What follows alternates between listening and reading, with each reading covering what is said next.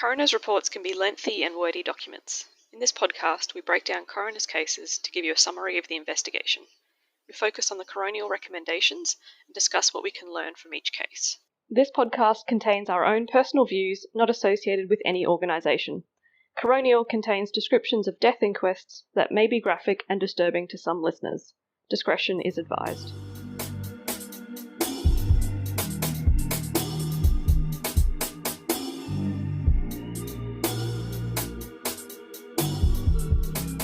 Welcome back, everybody. Today I'll be telling you about an inquest in 2019 which investigated the death of Trevor Tolputt, who died from hypothermia while walking alone on the Overland Track in Tasmania. What are your preemptive opinions on this coroner's report before we get into it? Just everyone being a bit silly. Making poor choices? Yes, lots of Yeah, I feel quite like a few poor decisions. Hiking and over like a lengthy track by yourself without any safeguards in place, I'm assuming. Yeah. It's quite remote as well. Mm-hmm. Yep. So make safer choices. Okay. Yes, make safer choices. The Overland Track is a 65 kilometre, which is approximately 40 miles, walk in the Cradle Mountain Lake St Clair National Park, which is in the Central Highlands of Tasmania.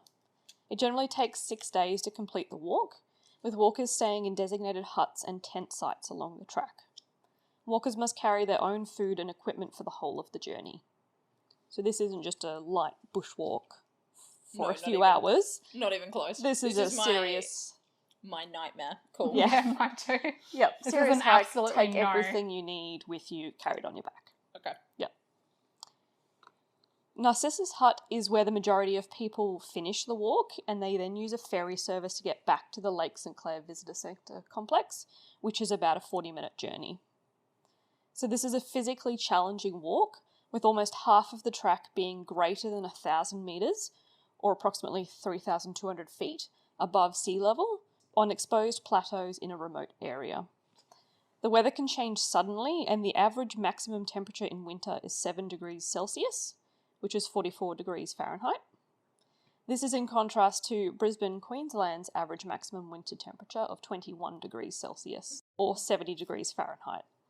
So that's a pretty good comparison of, even though you're still in Australia, massive difference in the average maximum temperature in winter. Just don't see what the appeal is. Especially in the middle of winter, going up like an exposed rock face.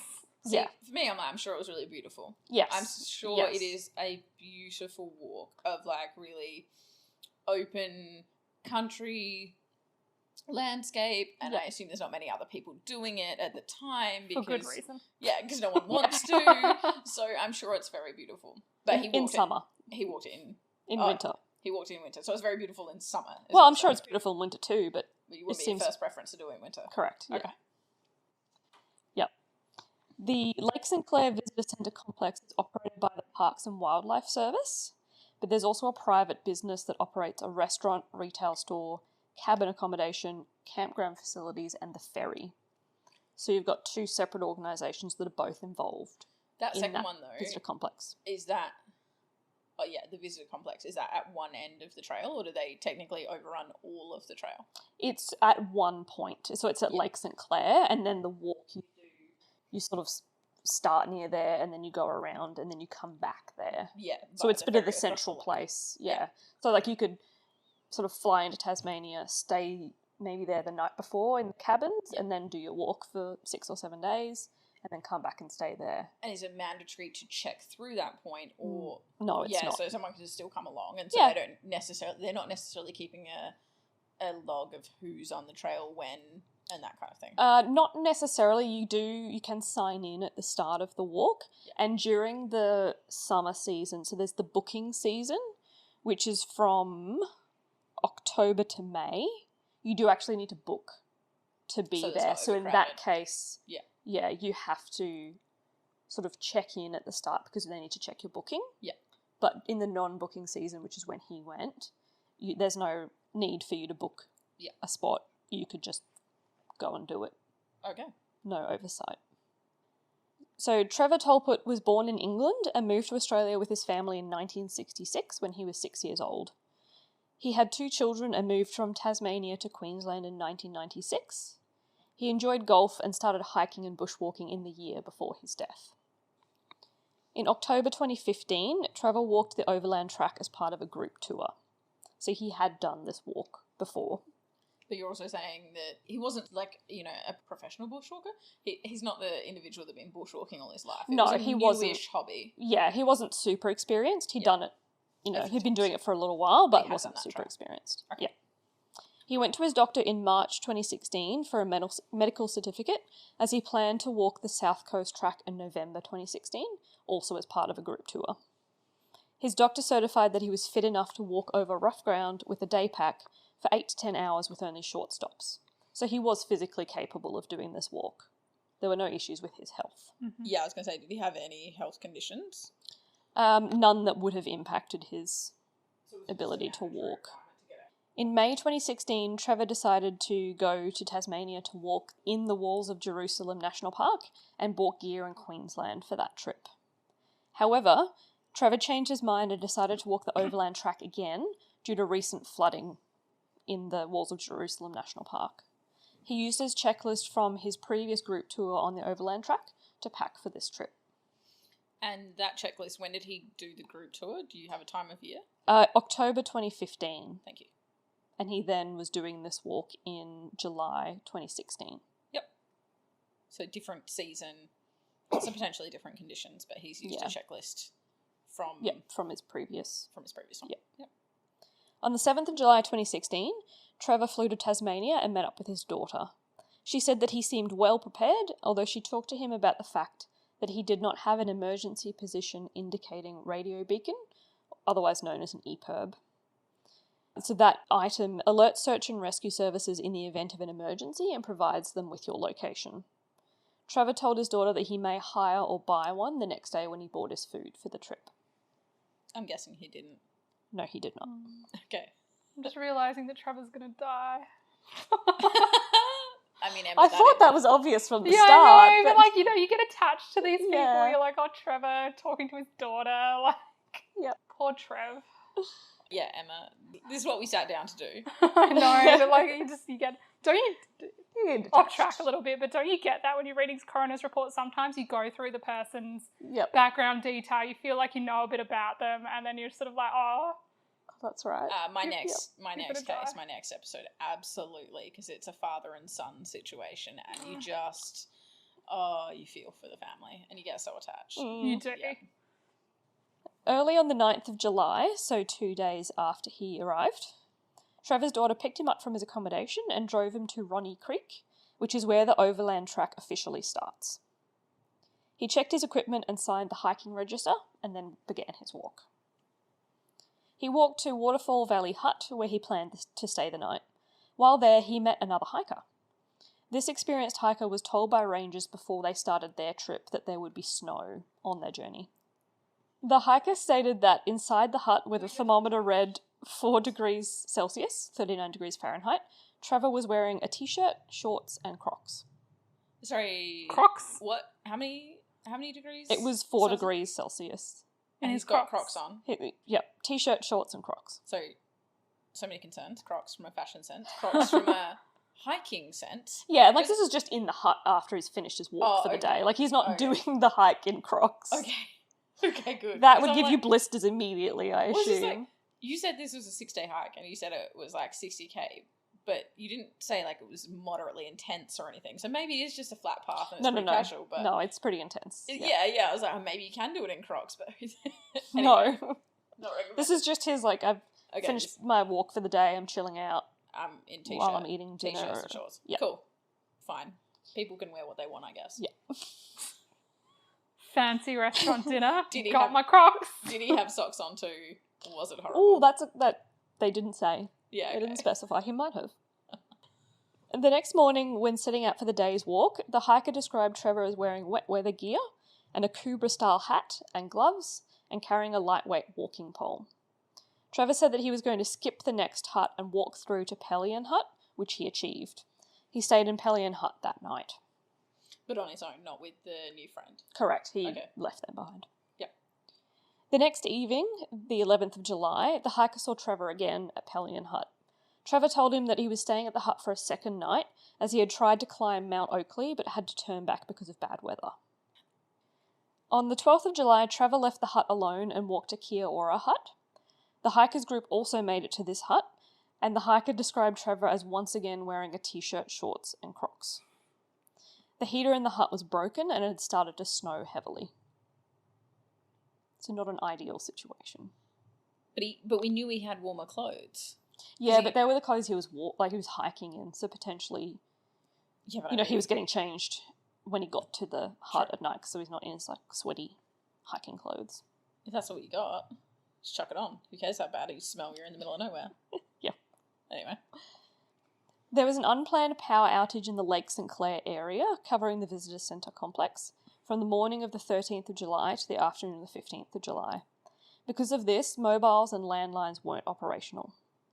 The Parks and Wildlife Service radio system was also non-operational because of snow on the towers.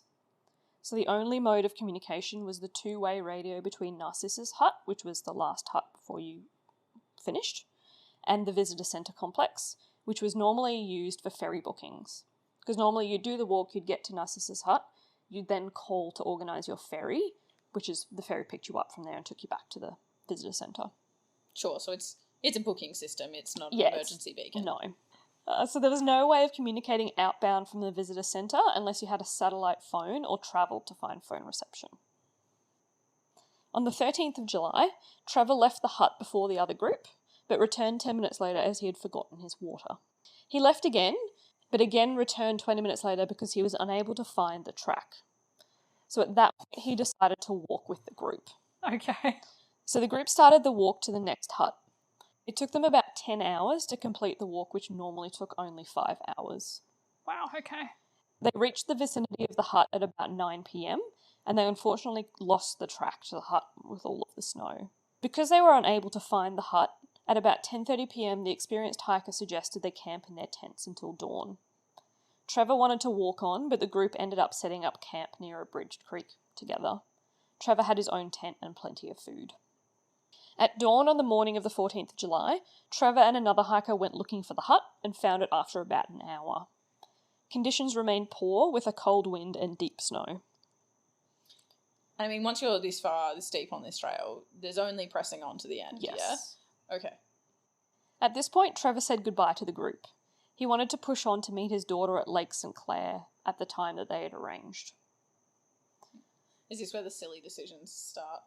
Yeah. So I'm like, oh, she's probably not going to care if you're a little bit late. But okay. Yeah, so the group tried to talk him out of it, but he decided he was going to keep going on alone to reach Narcissus Hut, which was the end of his trip. Cool. So that group that he left actually spent 2 days at the hut to dry their gear and rest, and they didn't have any further contact with Trevor.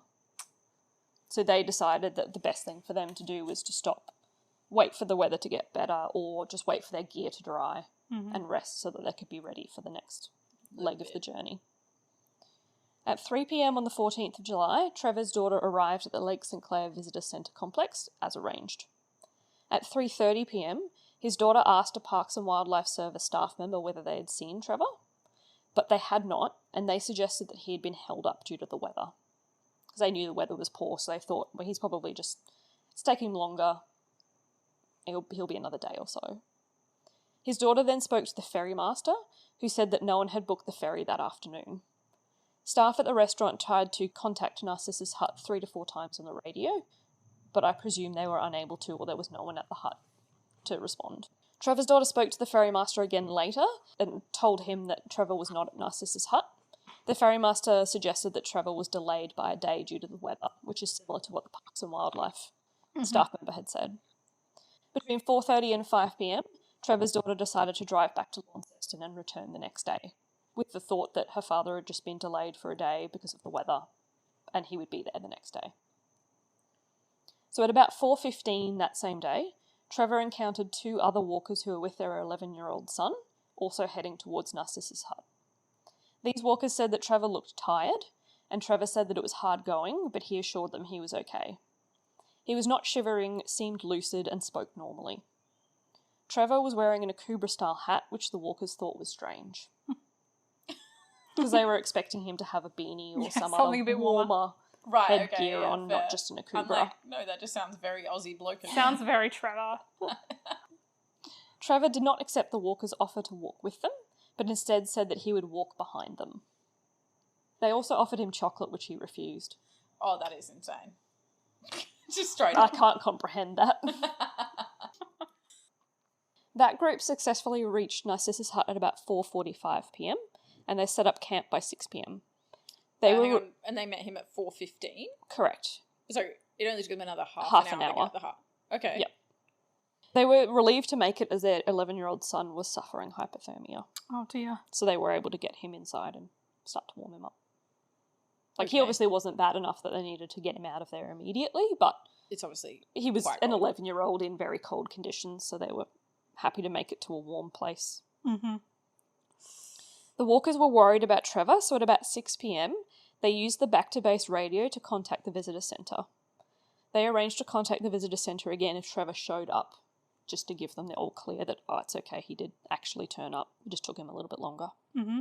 And sorry, this is the same day the daughter came at 3, or this is... Yeah, that's the same day. So she arrived at 3, and then this was happening at about 4:15. Yeah. Till 6 o'clock. Yeah, so he was due to have reached the hut before then. Yeah. Before 3 p.m, and then sort of made the But journey is back. she then elected to leave, and then shortly after they actually phoned through being like, we lost some guy. Yeah, I don't know whether they bad timing. knew what his name was. Yeah. I assume they knew his first name. I assume they introduced But they didn't know the daughter themselves, was but necessarily correct. Yeah.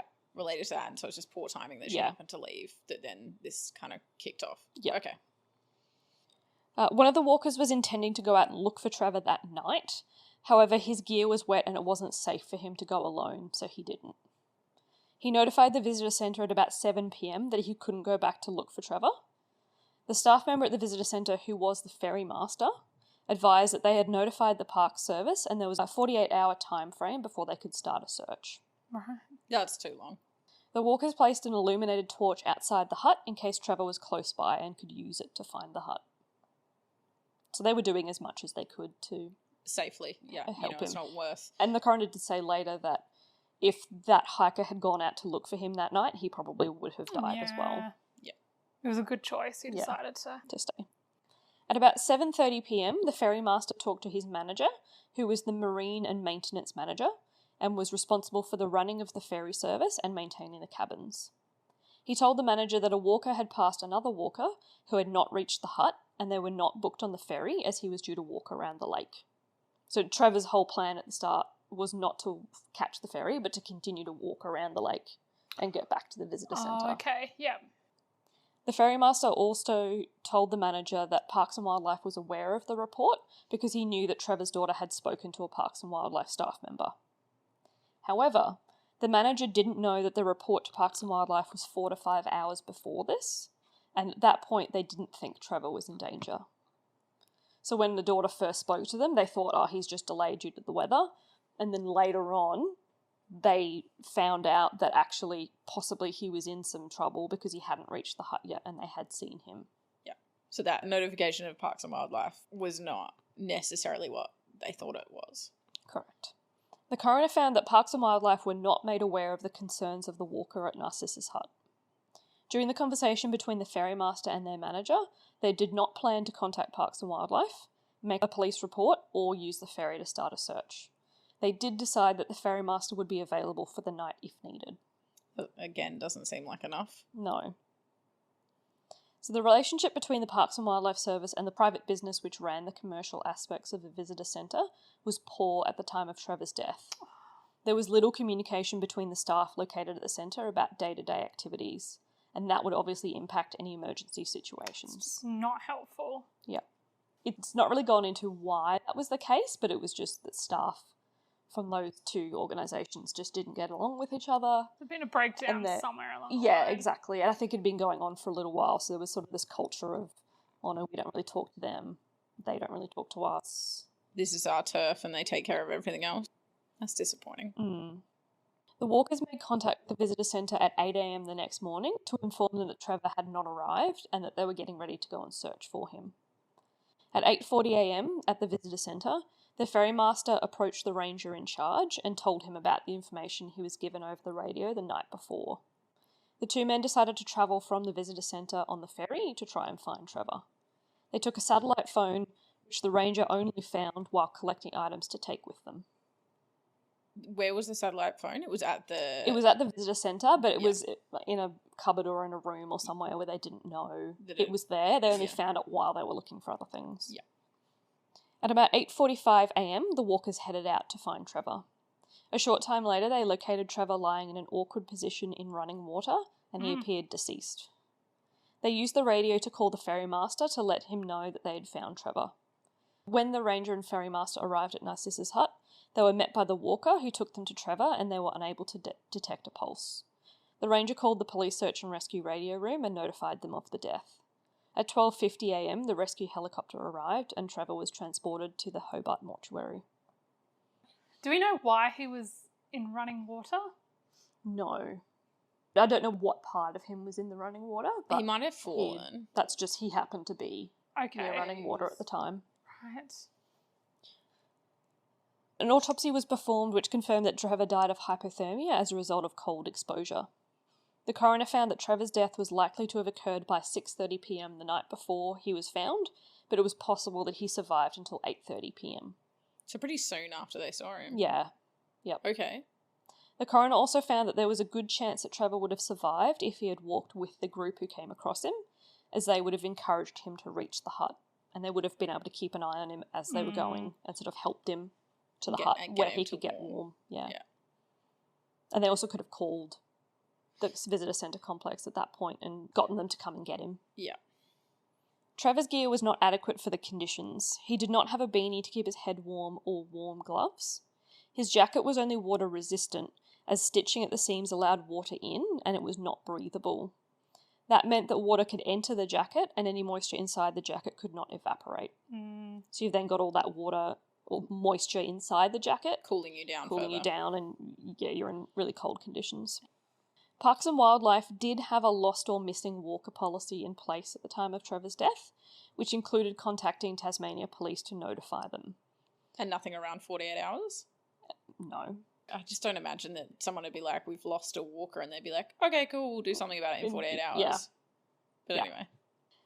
So the policy does not specifically include overdue walkers, so it would come down to individual judgment as to whether they follow that policy for an overdue walker. Right. In practice, Parks and Wildlife staff only reported walkers as overdue or missing when they had enough evidence to decide that police intervention was needed. So in that case, it would probably be if you had two people walking together and one of them lost the other one. Whereas with Trevor, because he was walking alone, they just assumed he was delayed. Yeah, and the weather had very much accounted for that potential delay. Yeah. Unfortunately, even if police search and rescue had been notified and a search conducted that evening, it wouldn't have changed the outcome because it would have taken searchers about 6 hours to reach the area. So in his case, it's not going to have changed anything. The coroner found that the actions of other people did not contribute to Trevor's death, but that his death was a result of his own decisions. To walk alone, not take adequate clothing, continuing the walk instead of resting at one of the huts, and refusing assistance from other walkers. Yes and no. I mean, if there'd been more radios between all of the huts, though, certainly they could have checked, is he back at another hut when Narcissus called through, right? Yeah. At which point they would have got onto that other group of individuals that were like, nah, he was determined to make it on time. So the fact that he's not there is something concerning. Yeah. But I guess, the thing is, in this situation, it is a really remote trail, and people do it knowing that. But whether, in that circumstance, they would have even been able to do anything about it. Yeah, because it still would have taken them 6 hours. True. Even if, when his daughter was notified at 3 p.m, true. He's probably still had died by the time they found him. Yes. Yeah, fair. The coroner made 8 recommendations as a result of this inquest. Parks and Wildlife review the walker safety checklist to make sure it includes clothing adequate for winter and also waterproof jacket and overpants. Parks and Wildlife produce a video about the prevention of hypothermia and distribute any other important information for walking in winter. Parks and Wildlife create a strategy to encourage all walkers to present to the visitor centres before starting their walk in the non-booking season.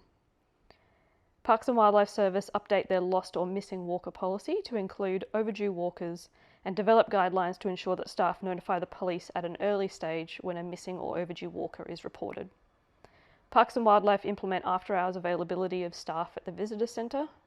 Parks and Wildlife and the private business conduct joint inductions for staff about the role of each organisation in the case of missing or overdue walkers. Senior rangers from Parks and Wildlife implement a strategy to ensure effective communication between the staff of the two organisations, and that the private business nominate a staff member to ensure effective communication between the two groups.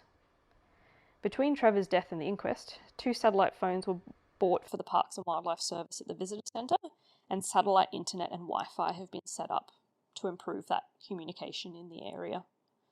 The relationship between the two organisations has improved, and the difficulties between them which existed at the time of Trevor's death are no longer present. So they at least learned from this in that they needed to have better communication, and so that this doesn't happen again. So the Parks and Wildlife Service has addressed walker safety in multiple ways. They released a video on the dangers of hypothermia, which can be found on their website, and I've got a link to it as well. Amazing. I'm definitely going to watch that. Yep. The packing list and safety checklist now specifies that waterproof jackets and overpants must be seam sealed and breathable. So that's a Gore-Tex material or similar. So they actually specify the type of material you need to have for those items. Their website includes information on how to walk the track safely and emphasises that weather conditions can change at any time. It also advises that walkers completing the track in winter, that although the walker briefings are not available like they are in the booking season, park staff are in the visitor centre and can answer any questions they might have. Just to sort of improve that, although it's not the main season, we do still have staff available. If you have any questions about your gear or the track or your own safety, you can go to them and ask them and they will help you.